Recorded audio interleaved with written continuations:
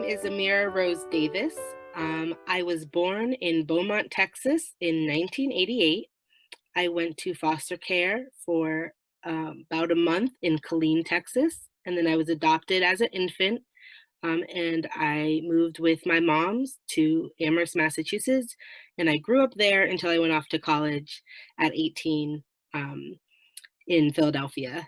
And now I live in Baltimore, and I am a PhD candidate at Johns Hopkins University, specializing in American history. How would I describe my younger self? Um, I was energetic, very energetic. I think now when my kids are running around like insane, everybody likes to be like, "Oh, karma." So I've taken that to mean that I was kind of a ball of energy. I was creative. I was really into creative arts. I was athletic. I played almost every sport imaginable. I basically just had energy that had to be spent on a million different things all the time. I didn't sleep very well. I was always up at night. So I was also an avid reader in the kind of nighttime hours when nobody else wants to talk to you. I was reading all the time. Um, I was very social.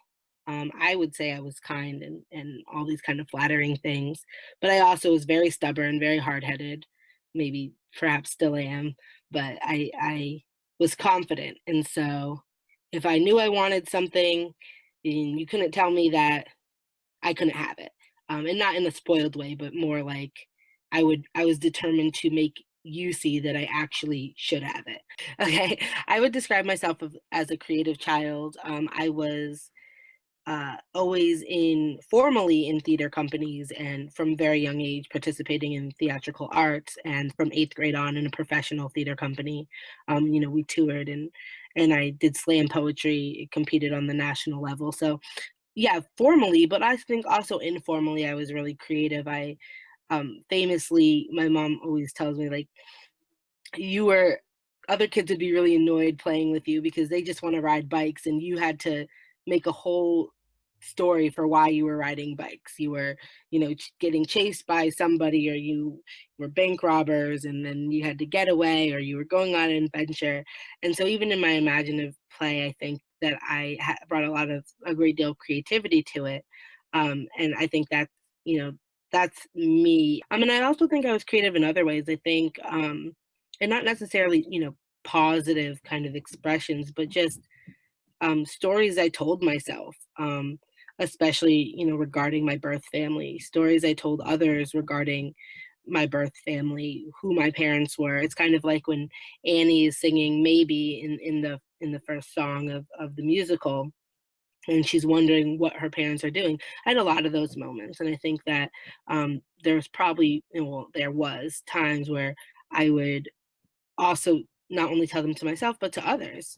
If people were questioning or whatnot, it was very easy for me to concoct the entire story about my adoption and fervently believe it and have other people believing it, even if they didn't necessarily believe it, or even if it was, maybe in their own time, they're like, I don't know if I believe that that's really her life. But for me, I think that was very easy to do, and something I definitely did. When I was telling those stories, I'm not sure if I absorbed them as truth, or if it was more like, it's easier to kind of in the unknown if you kind of can build onto it. So I was perfectly 100% aware that it was not true. But for whatever reason, at various moments, it was better for me to have a story that I could say, because I think the truth was that what I was uneasy with is that I didn't know, right? I didn't know what my parents were doing. I didn't know certain reasons for my adoption. I didn't know why I had ended up in the circumstance I had ended up. I didn't have the answers to questions. And for somebody who's very curious and somebody who's knowledge seeking, as I was and as I still am, not having answers and not knowing is tantamount to just feeling like you're insane all the time. It was also a way to figure out why anybody would want to give me away.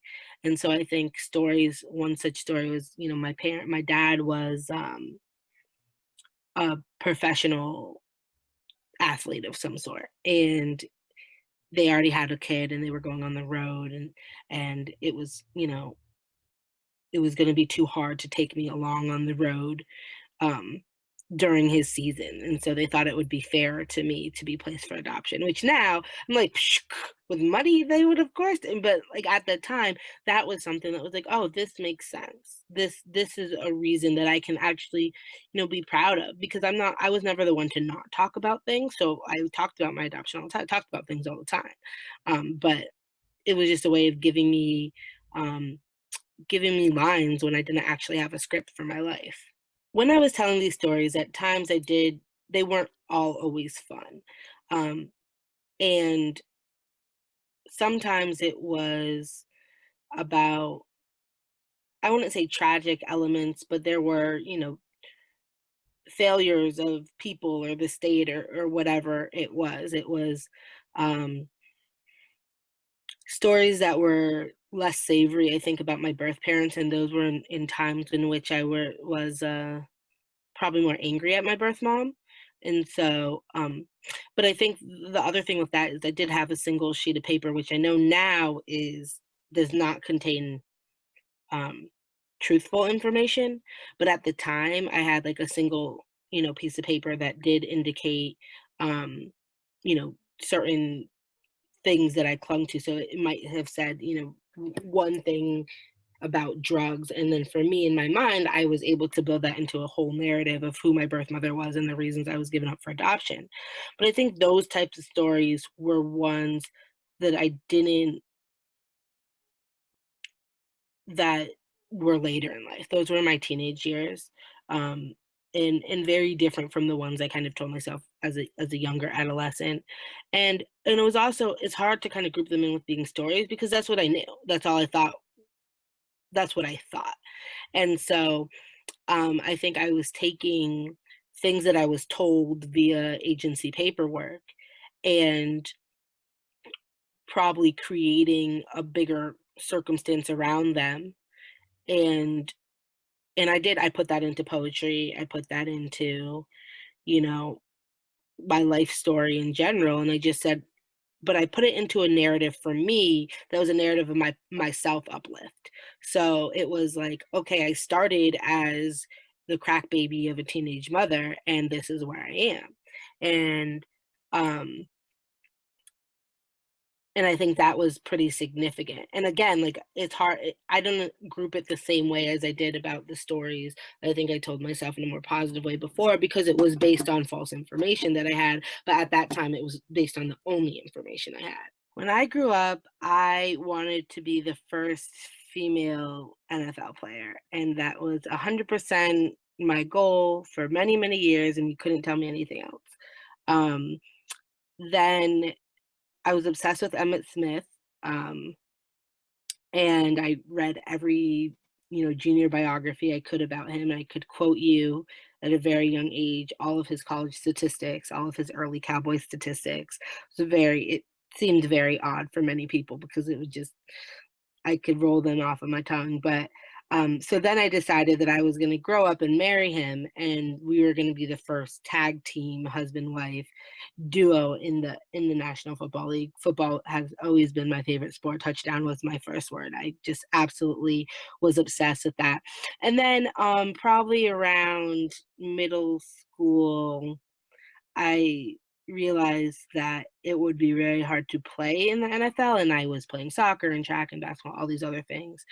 So I decided that I would just be the first female coach in the NFL, and I loved studying the game of football. I loved, um, and for many, many years, this actually stayed, as a kind of thing in the side of my mind. When I was in college, I helped coach some local youth football teams, and um, I was always I always was like, yeah, one day I'm gonna be the first female coach. What are you talking about? But that also competed with my interest in history, and um, so when I entered graduate school as somebody who specialized in particular in sports history, it was kind of like, okay, this is enough of fulfilling my dream. And now what I'll do is, if there's like any type of race or gender issue, or kind of political issue that comes up that ESPN wants to report on, and they need like a go-to sports analyst, that would be my, spotlight moment.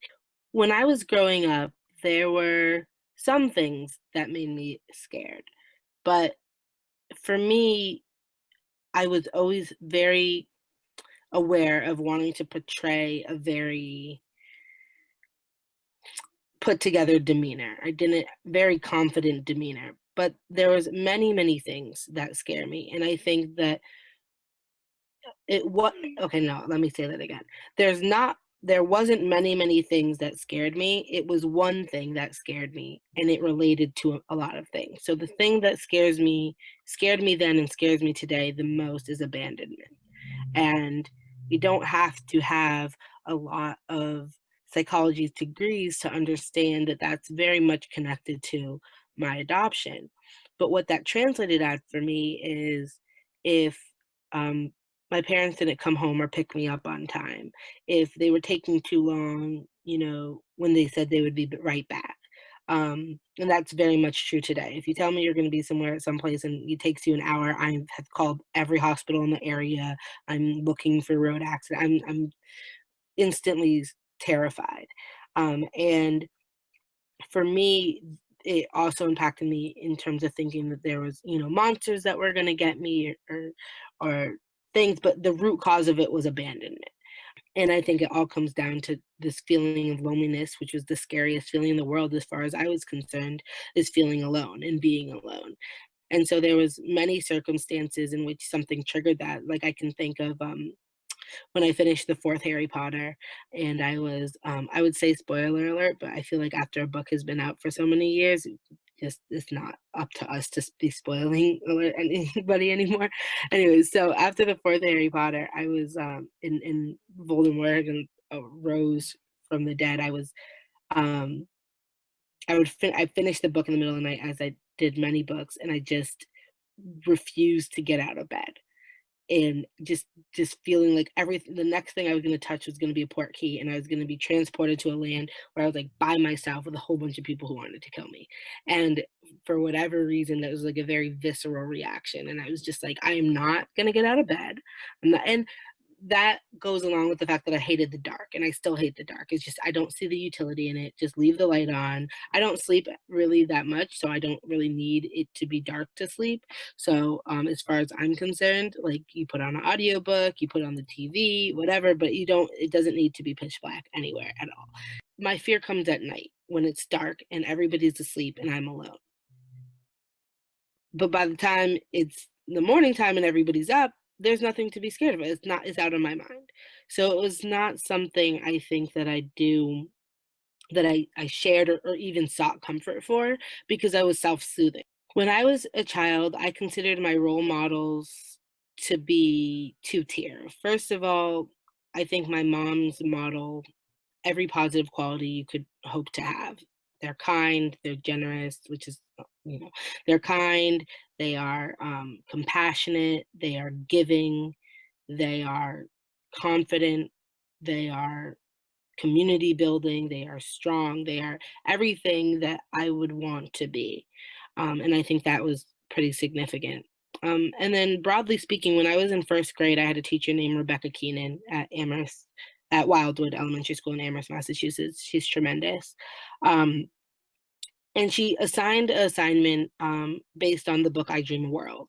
I actually still own because it was very impactful on me. It's a photojournal book that went around the country and took pictures of Black women who were significant in history, and it took a big picture of them and then had an interview with them. This entire book became something that I poured over constantly, and I instantly had all these Black women as role models, which was very important to me in trying to figure out how do I navigate the world as a Black girl. And so I would have to say, in addition to my parents, I definitely saw role models in the pages of I Dream a World. If I were talking to the younger me, I would approach me cautiously because I remember how much I hated getting advice from people. I remember how much I hated people assuming that I didn't have knowledge in my head or I didn't know myself or I didn't know how to navigate the world. Your path you're walking on is yours, and you have obstacles that other people don't have, and other people have obstacles that you don't have. And so for me, I think I would make sure to tell myself to focus on my own path and figure out uh, my own journey. And I think a lot of that has to do with reminding myself that even if I'm trying to pretend that I'm the most confident person in the world, it's okay to be lacking in self confidence. And I don't need to put on a kind of hard facade to protect myself. And I don't need to, push people away in fear that they will get close to me and then abandon me. And I think that vocalizing that feeling of loneliness was really important for me, and it's something I turned to in poetry. And I think developing your own voice is the most important thing. And I would tell my younger self to not turn away from my voice. I would say find it, invest in it, amplify it, because it is worthy of being heard. But also in personal relationships, if a friendship is taking you for granted, if a relationship is taking you for granted, then you need to leave. And I think that that's, for my younger self, something that was really hard for me because I did not want to be alone. Sometimes in the world you are lonely, and part of it is figuring out what you can do in a healthy way that that takes that feeling away. I would really just want to give my younger self a hug and say, listen, you don't always need to solve everything. You don't always need to be right. You don't always need to be the leader. You can let other people take care of you. You can let other people problem solve for you.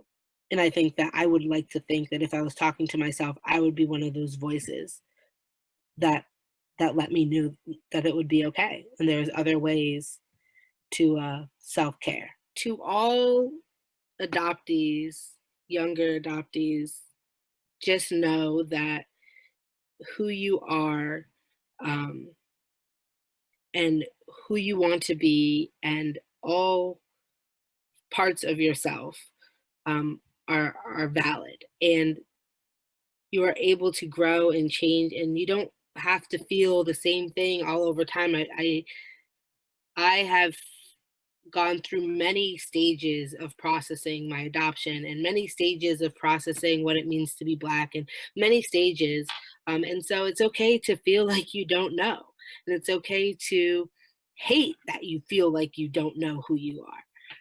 And I think that we've all been there, and we've all tried and are still trying to figure out who it is we are and where do we come from. And it's that primal question that is so frustrating a lot of times as adoptees if we can't answer it. And I guess I would say that it's okay to want to know the answer to that question, who am I, where do I come from? And it's okay to be frustrated if you can't answer that question. It's okay to want to look for answers, and it's okay to blow it off because you don't want answers at that time. And it's okay to feel that, because different parts of your life you will feel different things.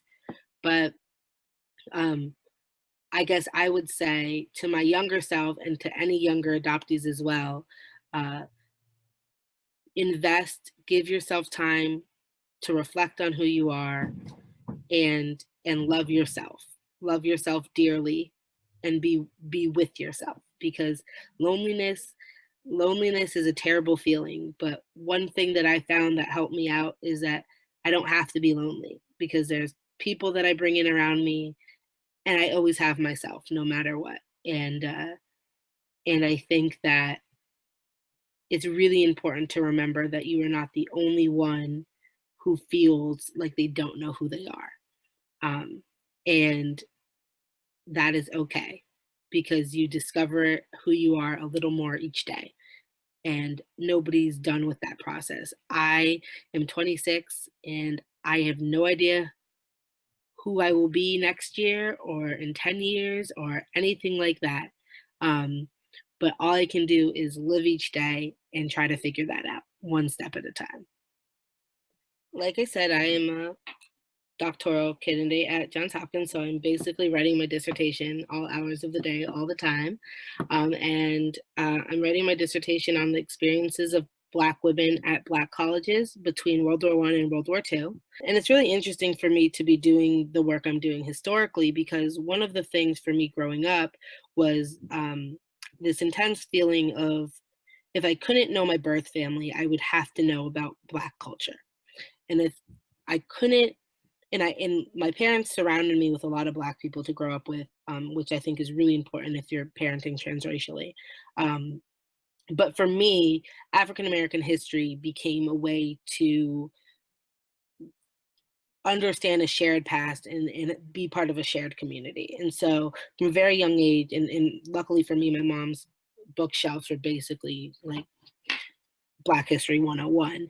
But so it was a good place to start. But I think I developed a very early interest in history. And then I think when I got to middle school and high school, and I realized that being one of the only Black kids in predominantly white schools, especially when I was taking honors or AP history, that anytime we talk about slavery or talk about the civil rights movement, everybody would look at me and like I was there and I was supposed to speak for all Black people. And for me, I was like, well, I'm going to tricks on them, I'm going to school them on Black history. So now, when I got to AP US history in 10th grade and everybody looked at me, I said, okay, let me give this whole lecture. Let me teach you. And I think that that piqued my interest, so that I knew that when I wanted to go to college, this is what I wanted to do professionally. Um, and it's what I'm doing. And I think the interesting thing about that is when I was reunited with my birth family in 2009, one of the first things that popped out was that my mom and my aunt were both educators. And my aunt in particular did social studies as well. And the other thing, in talking to my mom and doing kind of genealogy work, is realizing that my great great uncle was one was a person who they call a civil rights martyr, who was actually murdered by the KKK in an attempt to lure Martin Luther King to Natchez, Mississippi, to assassinate him. And and I was related to him, and so it was really interesting that my interest in Black history was a way to get towards a shared community, in to replace the personal history that I didn't have. And then upon reunion, learning the personal history, it does connect to this shared history. Um, and so I think that that's really significant for me. And I think that the work I do is really significant in looking at what it meant to be Black and to be a woman and to be young in this country 100 years ago, 80 years ago. Um, and and so that's the work I do now, and which I love, and I love to do history. Thank you for watching and taking the time to get to know a little bit about who I am, and I hope that I don't know what I hope. What do I hope? I hope that you know me a little bit better now. I Dream a World: Portraits of Black Women Who Changed America.